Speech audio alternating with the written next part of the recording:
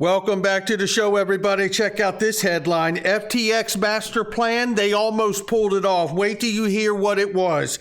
And Bank of America and crypto clarity equals Ripple XRP. Oh, somebody roll that beautiful intro.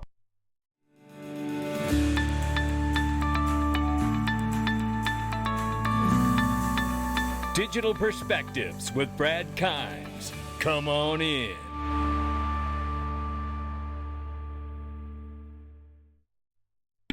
Good morning. Welcome back to the show, everybody. You can follow us on TikTok, YouTube, Twitter, and Facebook for exclusive content. Man, do I love to smell a crypto in the morning. $888 billion market cap for crypto. It's off by 0.4% right now. Bitcoin, $16,900. Ethereum, $1,254 and change. And we see XRP at 39 cents. Don't forget, Tether is $65 billion market cap, ladies and gentlemen. How does the U.S. Treasury and government feel about it? We've yet to find out. Bottom's not in till we know, but I tell you this, take a look at this. This is Uphold, ladies and gentlemen, earned 25% APY while staking. And it's a great place to get altcoins. Yeah, if you haven't done it, check it out. Click the link for the sponsor underneath the video. And if you have done it, check out the APY. Click that link. Make sure you're getting all the relevant deals and specials that are available and get started today. Ladies and gentlemen, I do want to remind you very quickly, Ripple Private Equity is a unique opportunity for accredited investors to invest in the company with the most compelling XRP use cases to date, including cross-border payments, crypto liquidity, CBDCs. With the SEC case end is near, do not wait any longer to get yours. And it's absolutely the truth. And obviously you have to be accredited, but click that link underneath this video, ladies and gentlemen. Sometimes you will find very, very special pricing and or minimums like they were having this weekend. I don't know if they're still going on, but nevertheless, the window is closing to get this opportunity. Now, I don't mind telling you, speculation on my point. I believe that XRP price is being driven by on-demand liquidity. I'll let you guys figure it out from there. Right here is a quick clip. Oh boy, oh boy. Oh boy. You know, shout out to Frank Chaparro here for this little quick clip in this interview, obviously with SPF. And listen what he asked him, something so basic and so simple, and basically he doesn't want to answer. Take a listen. To do everything. Just yes or no. Do you believe you deserve to be punished? We're waiting. I think about it in terms of having a duty to do what's right and a duty to do everything that I can make up for. Do you believe that anyone who has hurt someone should be punished? Like, just like ethically, morally, like forget about the whole SPF, FTX thing. Like, yeah. Do you think an individual who hurt someone deserves in some form, not legally, not, morally, do you think they deserve to be punished? He doesn't want to answer the question. I think my honest answer to it is the thing I feel strongly is that they deserve to have a duty to make it right no matter what it costs them as best they can. Like, that is the answer that feels real to me. I'll tell you, the answer feels real to me. He's a coward on an apology tour, and he doesn't want to answer because he knows it'll be legally binding if he does. And if it mattered so much for him to do what's right, then why were you commingling in customer funds? And don't give us that we didn't know business. It can't be better put or better said than Chamath Palihapitiya says right here. Take a listen to this, and shout out to Wheezy for this one. Now you look at SPF, it's the exact opposite. He went to the perfect elite private high school. Then he went to one of the most prestigious elite private universities, MIT. His parents teach governance of all things at one of the most elite liberal institutions in America, Stanford. They are in the establishment of the progressive left. And what happened was he took customer funds and all of this money. He made tens of millions of dollars of political donations. He wrapped himself in this blanket of a progressive left-leaning cause called effective altruism. And all of the mainstream media fell for it and embraced him, as well as some politicians, because it met everything that they themselves also bought into. Yes. And now you have this cataclysmic event, a multi-deca-billion-dollar fraud or bankruptcy, millions of customer accounts who are frozen, tens of millions to hundreds of millions to billions of dollars lost and stolen from them. And they refuse to re-underwrite this kid. And the reason is because in order to do so, it's like eating your own tail. And that's why they don't want to do it. And so this is why you have the media basically allowing him to do an apology tour. Now, this is his second time at manipulating them. The first time he was able to manipulate them by basically being one of them. And now he's allowing them and their desire to basically protect themselves so that he can create some kind of a defense for himself. And I just think the whole thing is gross because it misses the entire mood of the nation. This is an enormous financial fraud that was perpetrated on tens of millions of people.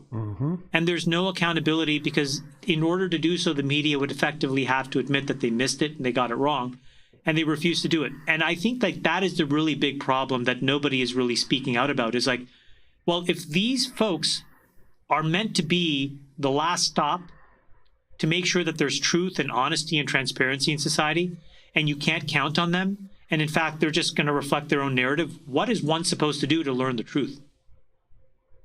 Detach from mainstream media. That's the first step, Chamath. This is a serious question he's put forth here. And I just want to say before we go to the next piece, which is a remarkable piece of news you're going to want to know about. Let us not forget, while SPF is on his apology tour and I didn't know anything and leaning into it's all Caroline Ellison that did it. It wasn't me and I was unaware and I should have been more diligent to be on top of what other people were doing inside of Alameda or FTX. Remember this, because he's a liar. SPF is a liar. He bought a $16 million mansion and accidentally put it in his parents' name.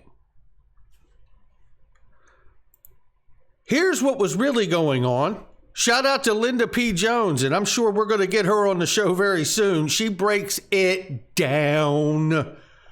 The FTX had a master plan, and here it is, and they damn near pulled it off, and it should scare the hell out of all of us.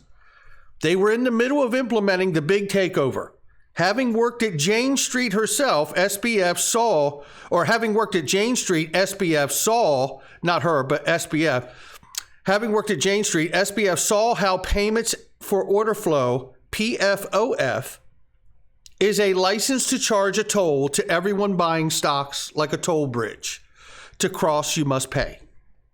And it shows it right here. Payment for order flow is a compensation structure widely used by brokers like Robinhood to process retail stock trades. You redirect the trade orders for stocks to your toll booth and collect guaranteed profits without any risk. Ken Griffith, CEO of Citadel, admitted under oath during congressional testimony that currently 40% of all stock trades go through Citadel's PFOF. 40%. Payment for order flow, PFOF, is the practice of brokerage selling client orders for a fee to market makers like Citadel Securities, Virtu, and Two Sigma. It's now common across the industry at newcomers like Robinhood and established players like Charles Schwab. SPF bought part ownership in Robinhood, a firm that makes 80% from PFOF through Citadel. His plan was to put Robinhood out of business and control PFOF for stocks and crypto markets. Last spring, when I tweeted that SPF was going to bring PFOF to crypto, CNBC came on several minutes later denying that SPF was going to use PFOF. They said he would be doing the trades for free. They had to cover for him until he could gain market share and then turn on PFOF. Businesses do not operate for free. At least not for very long if they do. Sam and his partners were planning to take over all stocks in crypto trading and make guaranteed profits with PFOF, a license to print money from all trades, the Everything Financial app. Their partners joined without doing any due diligence or looking at any FTX financials. With SPF making massive political donations, they gave themselves cover. It was a done deal. The partners wanted in. But Sam and Caroline were careless. They used customer funds, made bad trades, and got themselves in financial trouble when markets collapsed. They needed liquidity. They approached people for funds when CZ went public that there was no deal. A run on FTX started. Game over. And there's the headline. Crypto exchange FTX launches free stock trading without payment for order flow with eye toward becoming an everything app. I'd say they came very close to pulling this off.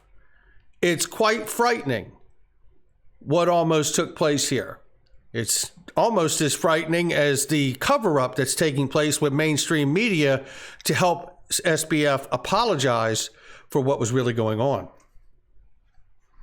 Raul Powell says we're on the precipice of a key turning point in liquidity. And as the title of this week's newsletter says, when liquidity changes, everything changes. Now is the time to start putting your shopping list together, he says. Well, I tell you what, I've been doing exactly that. And I don't mind telling you that I have a mastermind group, which is a mentor group in a time of uncertainty like this. You can't be up on everything and you can't know everything. Click the link for the Digital Perspectives Mastermind group. It has a special for 1 year right now. It is extremely affordable to make that investment into yourself. Don't mess around. It's a limited number of seats left.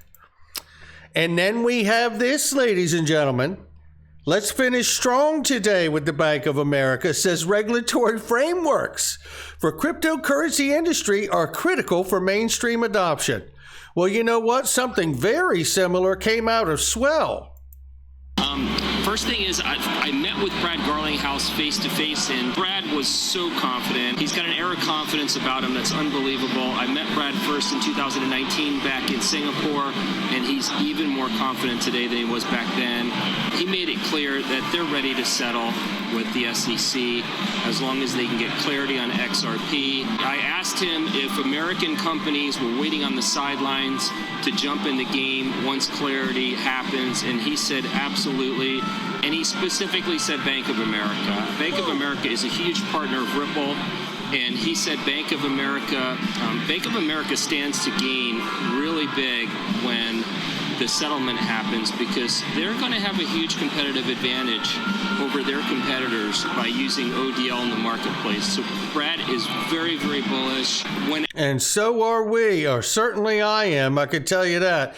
And then it reminded me of this little gem back in 2019, which was broken by Michael McDaniel from the private Telegram group of Digital Perspectives, which you will get as access to in the DPMG, in the Digital Perspective Mastermind group. He broke that patent news, and less than 24 hours later, Brad Garlinghouse was on Bloomberg having to deal with that fact. And that's true, it happened. And here is the patent right here showing Ripple sitting in the middle of that Bank of America patent that became so important, that seems to be quite relevant now. And all we're waiting for is some clarity and a regulatory framework, because I believe that the next bull market will be a utility bull market. Use case utility, not speculation. That's going to do it for me. Not financial advice from me or anyone else. It's just my digital perspectives. Always do your due diligence. Vet me and anyone else, and make sure you research everything that you find and verify. That's the best way to move forward. Catch all the links underneath the video, the great specials and deals I use all the time. I'll catch all of you on the next one.